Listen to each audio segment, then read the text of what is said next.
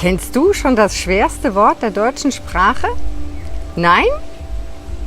Genau, das ist es. Nein zu sagen finden fast alle Menschen unsagbar schwer. Egal in welcher Sprache übrigens. In diesem Video lernst du mit Leichtigkeit und gutem Gewissen anderen eine Absage zu erteilen und gleichzeitig für dich selbst einzustehen.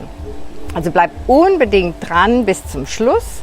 Das ist ein wichtiges erstes Ja zu dir selbst. Hallo und herzlich willkommen zu einer weiteren Ausgabe sozusagen von Mutig Leben. Ein weiteres Video dieser Reihe. Mein Name ist Barbara Fischer-Reinecke und ich bin individualpsychologische Beraterin, Mentalcoach, Speakerin und Autorin.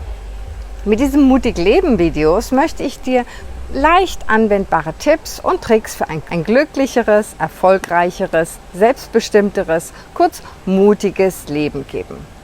Wenn du mehr davon sehen willst, dann schau mal in der Playlist hier oben. Ich verlinke die da.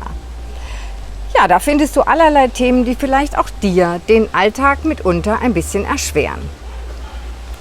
Ich vergesse gleich an dieser Stelle wieder meine Bitte an dich. Wenn dir dieses Video gefällt und du die ein oder andere Erkenntnis daraus mitnehmen kannst, dann gib mir doch hier unten bitte ein Like, also einen Daumen nach oben und teile das Video gerne auch mit Freunden und Bekannten. Und abonniere am besten auch gleich meinen Kanal, damit du in Zukunft kein neues Video mehr verpasst.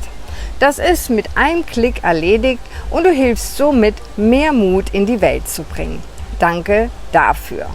Heute habe ich mich im Keller Bermuda, einem Beachclub mitten in den Reisfeldern, für einen halben Tag eingenistet sozusagen, um hier in Ruhe zu arbeiten, während in und an meinem Haus einige sehr geräuschvolle Renovierungen stattfinden. Es ist hier wirklich sehr schön. Ich liebe diesen Club. Ich komme hier öfters nach dem Fitnessstudio, das hier gleich um die Ecke ist, zum Cooldown her. Und genieße dann hier eine Runde zu schwimmen und eine halbe Stunde in der Sonne zu liegen. So, jetzt aber zum Thema. Ja, mein heutiges Thema ist in großen Teilen der deutschen Bevölkerung und ich vermute ehrlich gesagt sogar weltweit ein riesiges Ding. Klar, wer sagt schon gerne Nein? Aber dass es so vielen Menschen so große Bauchschmerzen bereitet, darf doch ein wenig überraschen. Also lass uns mal schauen, was es dazu zu sagen gibt. Kennst du solche Anfragen von Leuten an dich auch? Zum Beispiel, Mama, darf ich? Bitte! Oder, Herr Müller, Sie können uns doch sicher einen Rabatt geben, stimmt's? Oder, Frau Meier, würden Sie heute bitte 2 Stunden länger bleiben? Oder auch so, die junge Ärztin schiebt regelmäßig und sehr zuverlässig ihre Wochenenddienste. Der Kollege findet aber immer wieder gute Gründe, warum er seinen Dienst nicht ordnungsgemäß antreten kann und bittet sie ständig um Vertretung. Sie ist zwar selbst erschöpft, tut ihm aber, wenn auch widerwillig, den Gefallen. Oder eine Frau hat ihre beste Freundin länger nicht gesehen und freut sich auf das geplante Treffen am nächsten Wochenende. Einen Tag vorher ruft die Freundin an und sagt, dass ihre 15-jährige Tochter gerne auch mitkommen möchte. Du hast doch sicher nichts dagegen, oder? Die Frau fühlt sich zwar überrumpelt und ist auch ziemlich enttäuscht, sagt dann aber, nein, natürlich nicht. Situationen wie diese kennt wohl jeder. Jemand tritt mit einem Wunsch, einer Anfrage, einer Bitte oder gar einer Forderung an uns heran oder an dich heran und verhält sich dabei schlichtweg unangemessen, vielleicht sogar beleidigend. Man registriert zwar, dass einem das nicht so recht gefällt, spürt den inneren Widerstand und sagt dennoch nicht, was man eigentlich sagen möchte, nämlich Nein. Ganz egal, was es ist, wozu du eigentlich gerne Nein sagen möchtest, ob es jetzt ein Nein zu verstärkter Arbeitsbelastung ist oder ein Nein zu einem Gefallen für Freunde oder Bekannte oder ein Nein zu Grenzüberschreitungen und Respektlosigkeiten von anderen. Auch ein Nein in der Kindererziehung fällt oft schwer. Das Nein zu Nachbarn, die einem den neuesten Klatsch aufs Ohr drücken. Das Nein zu Forderungen von Kunden und oder Mitarbeitern.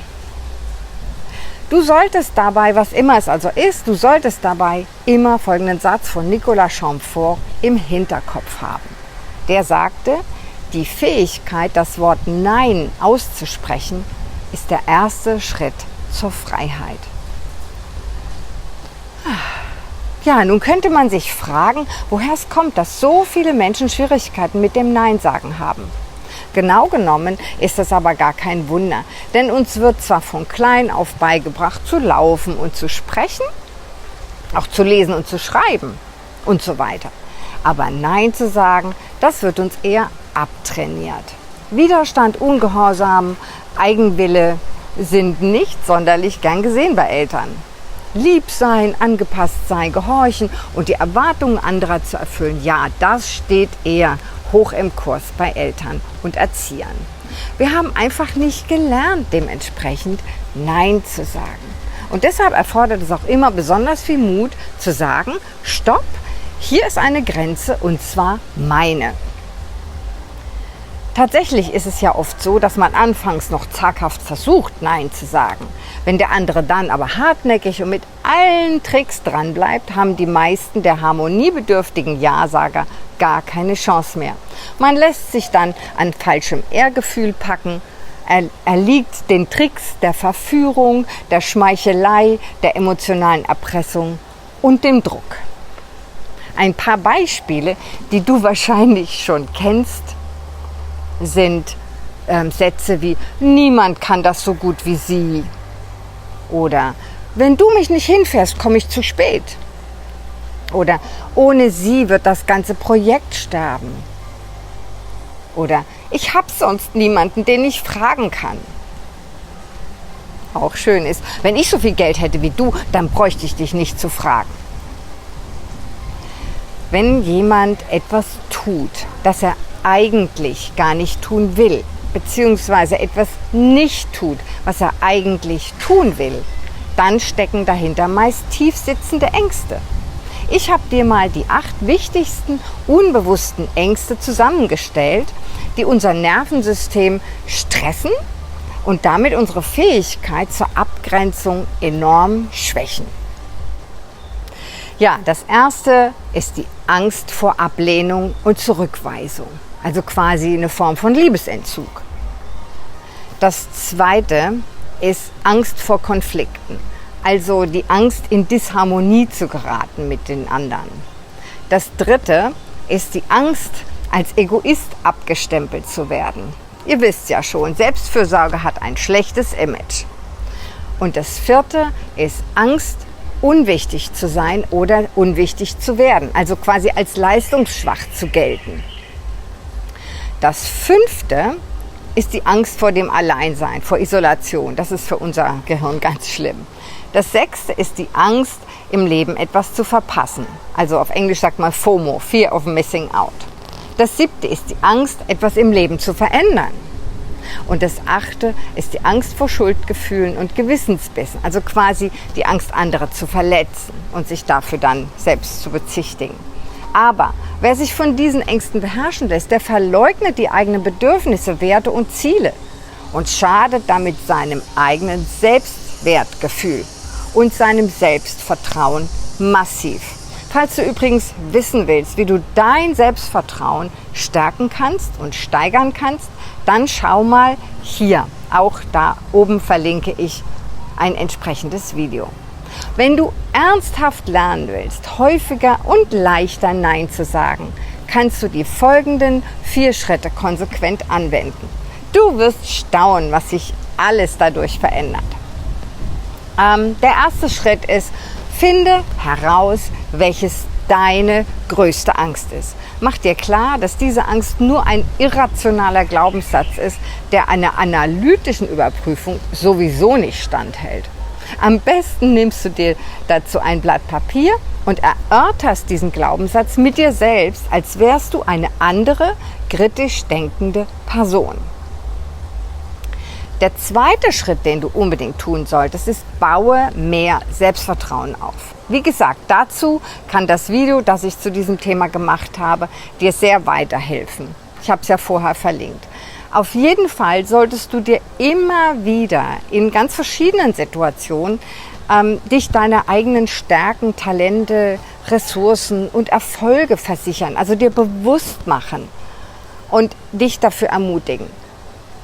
Nur wenn du weißt, was du alles kannst, wird es dir leichter fallen, in kritischen Momenten auch tatsächlich für dich einzustehen. Schritt 3. Frage dich, welche Ziele und Prioritäten habe ich eigentlich? Will ich meine Ziele vernachlässigen oder gar aufgeben, um anderen zu dienen? Zu was genau will ich zukünftig nicht mehr Ja sagen?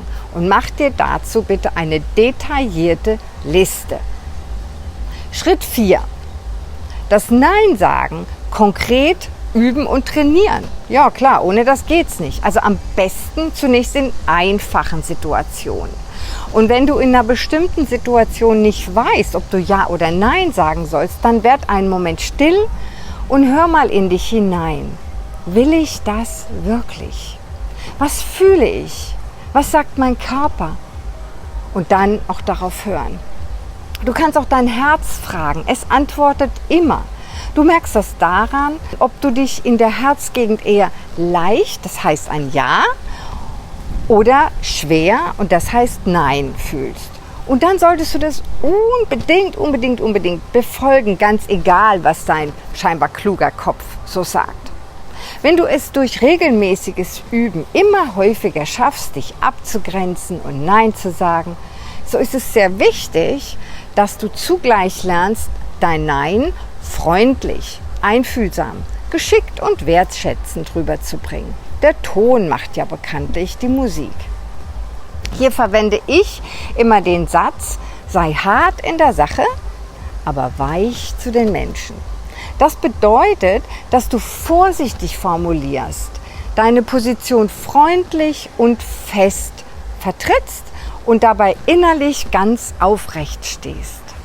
Deine innere Haltung überträgt sich nämlich automatisch auf dein Gegenüber und er oder sie wird sofort spüren, dass du es ernst meinst.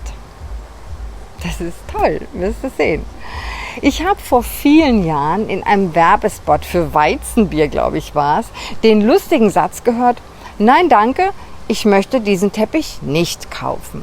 Seither denke ich diesen Satz immer, bevor ich jemandem eine Absage erteile und mich nicht ganz wohl dabei fühle.